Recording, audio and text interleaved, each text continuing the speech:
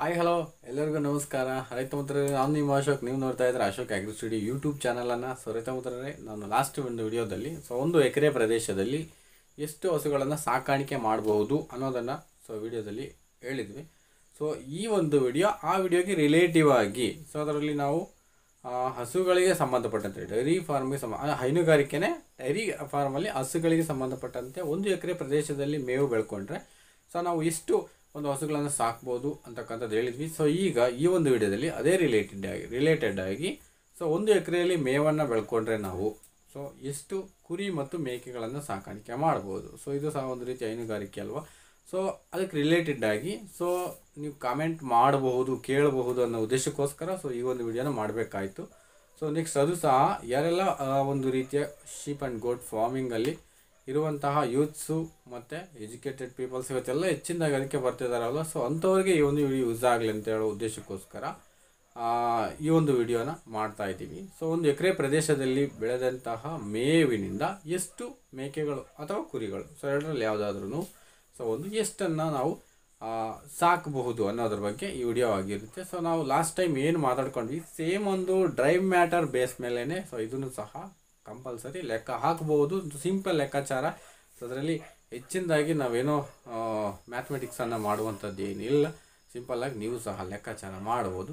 ಇಲ್ಲಿ ನಮ್ಗೆ ಮುಖ್ಯವಾಗಿ ಬೇಕಾಗಿರೋದು ಡ್ರೈವ್ ಮ್ಯಾಟರ್ ಬೇಸ್ ಅಂತಕ್ಕಂಥದ್ದು. ಓವರಾಲ್ ಒಂದು ಈಗ ನಾವು ಮೇಕೆ ಮತ್ತು ಕುರಿ ಜಾತಿಗೆ ಸಂಬಂಧಪಟ್ಟಂತೆ ನೋಡೋದಾದರೆ ನಮ್ಮ ಹಸು ಅಥವಾ ಎಮ್ಮೆಗಳಿಗೆ ಹೋಲಿಕೆ ಮಾಡಿಕೊಂಡ್ರೆ ಹಸು ಅಥವಾ ಎಮ್ಮೆಗಳು ಯಾವುದಾದ್ರೂ 1 ಅಥವಾ 2 ವಿಧದ ಹುಲ್ಲು ಕೊಟ್ಟರೆ ಸಂಪೂರ್ಣವಾಗಿ ತಿನ್ನುತ್ತೆ. ಅದರ ಜೊತೆ ನಾವು ದಾಣಿ ಮಿಶ್ರಣ ಕೊಡ್ತೀವಿ. ಬಟ್ ಮೇಕೆಗಳಲ್ಲಿ ಈ ರೀತಿ ಅಲ್ಲ, ಕುರಿಗಳಲ್ಲಿ ಈ ರೀತಿ ಅಲ್ಲ. ಕುರಿ ಮತ್ತು ಮೇಕೆಗಳಲ್ಲಿ, ಅದರಲ್ಲಿ ಎಸ್ಪೆಷಲಿ ಮೇಕೆಗಳಲ್ಲಿ ಅದು 4-5 ಥರದ ಒಂದು ಮೇವನ್ನು ತಿಂತ. ನೀವು ಗ್ರೇಜಿಂಗಲ್ಲಿ ಹೋದಾಗ ಅದು ಪ್ರತಿಯೊಂದು ಗಿಡಕ್ಕೂ ಒಂದೊಂದು ಎಲೆಯನ್ನು ತಿಂದ್ಕೊಂಡು ಸುಮಾರು ಕಿಲೋಮೀಟರ್ ಗಟ್ಟಲೆ ಸಂಚಾರವನ್ನು ಮಾಡಿ ಆಹಾರ ತಿನ್ನುವಂತಹ ಜಾತಿ ಆ ಮೇಕೆ ಜಾತಿದಾಗಿರುತ್ತೆ.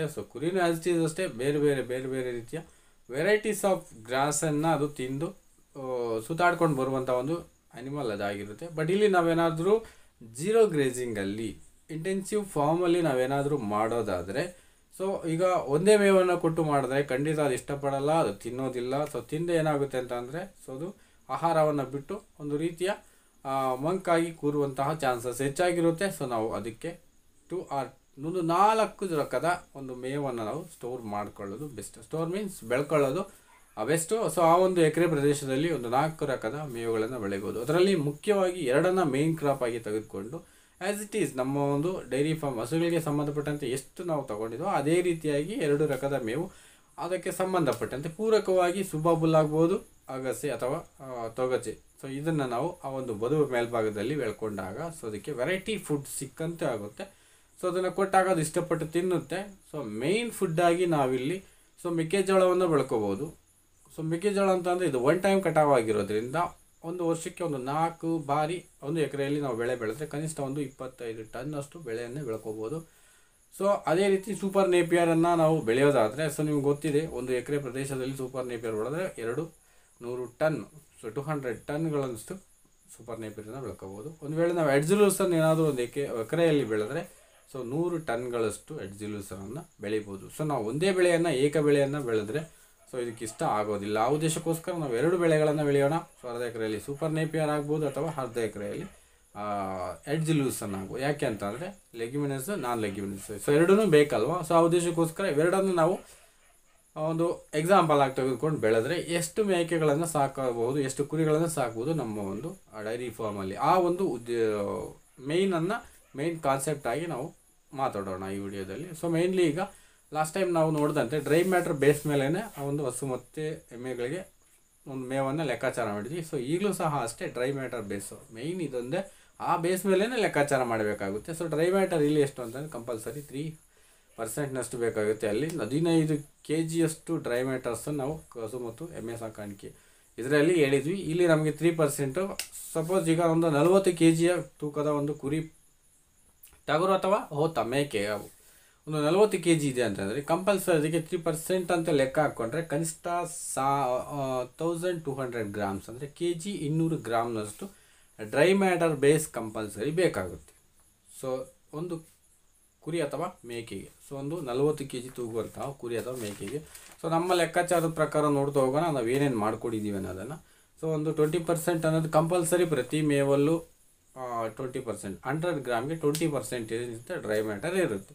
ಸೊ ಇಲ್ಲಿ 1 kgಗೆ ಏನಾಗುತ್ತೆ ಅಂದರೆ 200 ಗ್ರಾಮ್ನಷ್ಟು ಡ್ರೈ ಮ್ಯಾಟರ್ ಸಿಗುತ್ತೆ. ಆ ಒಂದು ಡ್ರೈ ಮ್ಯಾಟರ್ ಬೇಸ್ ಮೇಲೆ ಲೆಕ್ಕಾಚಾರ ಮಾಡ್ತಾ ಹೋಗೋಣ. ಸೊ 40 kg ತೂಕ ಇರುವಂಥ ಒಂದು ಕುರಿಗೆ 3% ಅಂದರೆ 1200 ಗ್ರಾಮ್ನಷ್ಟು kg 200 ಗ್ರಾಮ್ನಷ್ಟು ಡ್ರೈ ಮ್ಯಾಟರ್ ಬೇಕಾಗುತ್ತೆ. ಸೊ ಆ ಒಂದು ಡ್ರೈ ಮ್ಯಾಟರ್ ಪೂರೈಕೆ ಮಾಡೋದಾದರೆ ನಾವೀಗ 2 ಪಾರ್ಟ್ಸ್ ಅಲ್ಲಿ ಡಿವೈಡ್ ಮಾಡ್ತೀವಿ. ಒಂದು ಸೂಪರ್ ನೇಪಿಯರು, ಇನ್ನೊಂದು ಎಡ್ಜ್ ಲೂಸನ್. ಸೊ ಇದರ ಎರಡನ್ನೂ ನಾವು ಒಂದು ಸಮ ಮಿಶ್ರಣದಲ್ಲಿ ಕೊಡೋದಾದರೆ ಸೊ ಎಷ್ಟೆಷ್ಟು ಕೊಟ್ಟರೆ ಈ ಒಂದು ಬೇಸ್ ಸಿಗುತ್ತೆ. I mean dry matter 1200 gram dry ಬೇಸನ್ನು ಯಾವ ರೀತಿ ಕೊಡಬೇಕು. ಸೊ ಈಗ ನಾವಿಲ್ಲಿ ಮಾಡೋದಕ್ಕಂಥದ್ದು ಸೂಪರ್ ನೇಪಿಯರ್ ಮತ್ತು ಎಡ್ಜ್ ಲೂಸನ್ ಎರಡನ್ನು ಕೊಟ್ಟಿದ್ದೀವಿ. ಇಲ್ಲಿ ಸೂಪರ್ ನೇಪಿಯರ್ನ 2/3 ಅಂದರೆ 2/3 ಕೊಟ್ಟು 1/3 ಎಡ್ಜ್ ಲೂಸನ್ನ ಕೊಟ್ಟರೆ ಸೊ ಅಲ್ಲಿ ಲೆಕ್ಕಾಚಾರ ಸರಿ ಹೋಗ್ಬೋದು. ಸೊ ಈಗ ಸೂಪರ್ ನೇಪಿಯರ್ ಒಂದು 2/3ನಲ್ಲಿ ಅಂತಂದರೆ ಒಂದು 800 ಗ್ರಾಮ್ ಡ್ರೈ ಮ್ಯಾಟರ್ ಸಿಗುವಂತೆ. ಸೊ 1/3 ಎಡ್ಜ್ ಲೂಸನ್ ಅಂತ ಅಂದರೆ ಒಂದು 400 ಗ್ರಾಮ್ ಸಿಗುವಂತೆ. Totally 800 and 400 totally 1200 gram dry base equal ಆಗುತ್ತೆ. ಇಲ್ಲಿ ನಾವು ದಾಣಿ ಮಿಶ್ರಣ ಕೊಡೋದಿಲ್ಲ ಮೇಕೆಗಳಿಗೆ. ಸೊ ಅಡಿಷ್ನಲ್ ಆಗಿ ನಾವು ಕೈತಿಂಡಿ ಕೊಡಬಹುದು, ಬೇರೆ ಒಂದು ರೀತಿಯ ಜೋಳ ಅಥವಾ ಅದನ್ನು ಕೊಡಬಹುದು. ಬಟ್ ಇಲ್ಲಿ ನಾವು ಡ್ರೈ ಬೇಸನ್ನು ಕಂಪ್ಲೀಟ್ ಮಾಡುವಂಥದ್ದು ಇವೆರಡರ ಮುಖಾಂತರನೇ ಕಂಪ್ಲೀಟ್ ಮಾಡ್ಬೋದಾಗಿರುತ್ತೆ. ಹಾಗಾದರೆ ಸೊ ಇಷ್ಟನ್ನು ನಾವು ಲೆಕ್ಕಾಚಾರ ಮಾಡಿದ್ವಲ್ಲ. ಈಗ ಈ ಒಂದು ಬೇಸ್ ಮೇಲೆ ಒಂದು ಕುರಿಗೆ ಒಂದು ವರ್ಷಕ್ಕೆ ಎಷ್ಟು ಬೇಕಾಗುತ್ತೆ ಅನ್ನೋದನ್ನು ನಾವು ಲೆಕ್ಕಾಚಾರ ಮಾಡಬೇಕಾಗುತ್ತೆ. ಈಗ ಸಪೋಸ್ ಈಗ ಒಂದು ಕುರಿಗೆ ಎಷ್ಟು ಬೇಕಾಗುತ್ತೆ. ಸೊ ನಾವೀಗ ನೋಡಿದಂತೆ 800 ಒಂದು 2/3 ಯಾವುದು ಸೂಪರ್ ನೇಪಿಯರ್ ಕೊಟ್ಟರೆ ಸೊ ಒಂದು 600 ಡ್ರೈ ಬೇಸ್ ಸಿಗುತ್ತೆ, 600 ಗ್ರಾಮು ಡ್ರೈ ಮ್ಯಾಟರ್ ಸಿಗುತ್ತೆ. ಸೊ ಒಂದು 400 ಗ್ರಾಮ್ ಕೊಟ್ಟರೆ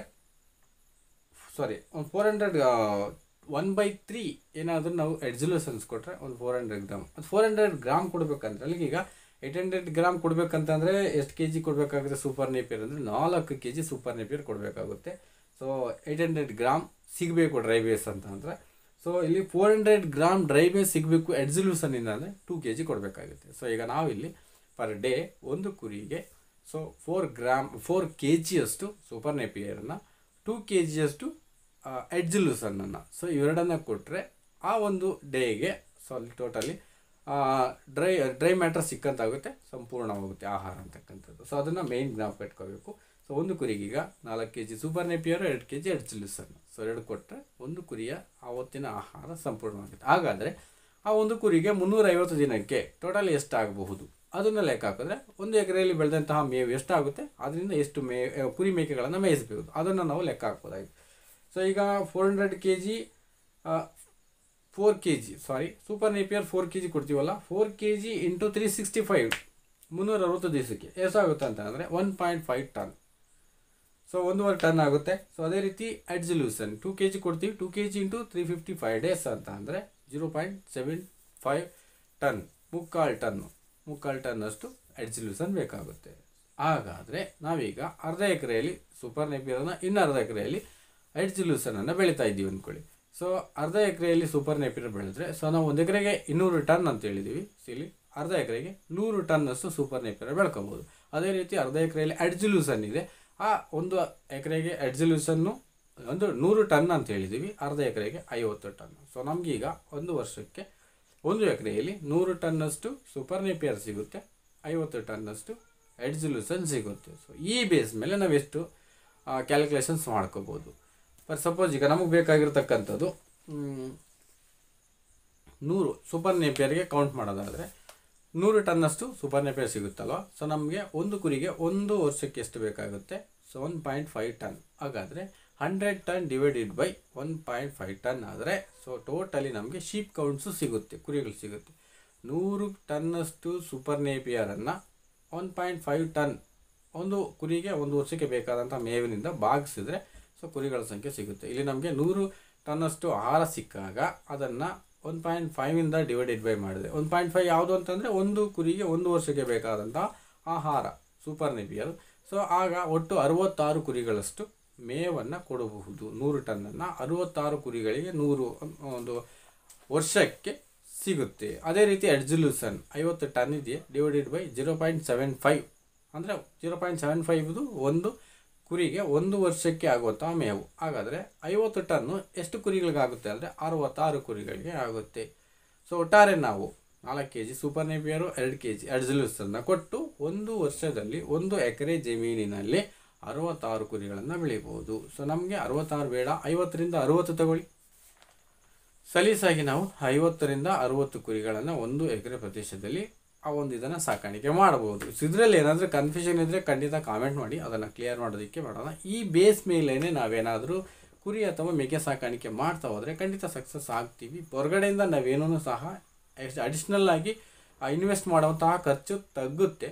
ಸೊ ನಾವು ಆ ಒಂದು ಲೆಕ್ಕಾಚಾರದಲ್ಲಿ ಮಾಡಿದಾಗ ಖಂಡಿತ ನಾವು ವರ್ಕೌಟ್ ಮಾಡ್ಬೋದು, ಸಕ್ಸಸ್ ಆಗೋದಕ್ಕೆ ಮ್ಯಾಕ್ಸಿಮಮ್ ಚಾನ್ಸಸ್ ಇರುತ್ತೆ.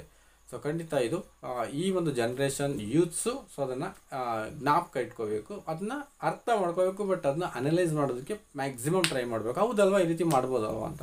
ಸೊ ಖಂಡಿತ ನೀವು ಅದನ್ನು ಅನಲೈಸ್ ಮಾಡ್ತೀರ ಅಂತ ಹೇಳ್ತಾ ಸೊ ವಿಡಿಯೋನ ಎಂಡ್ ಮಾಡ್ತಾ ಇದ್ದೀವಿ. ಸೊ ಇಷ್ಟು ವಿಡಿಯೋನ ನೀವು ಖಂಡಿತ ನಿಮಗೆ ಇಷ್ಟ ಆಗಿದ್ದರೆ ವಿಡಿಯೋನ ಲೈಕ್ ಮಾಡಿ ಅಂತ ಹೇಳ್ತಾ ವಿಡಿಯೋನ ಎಂಡ್ ಮಾಡ್ತಾ ಇದ್ದೀವಿ. Thank you so much.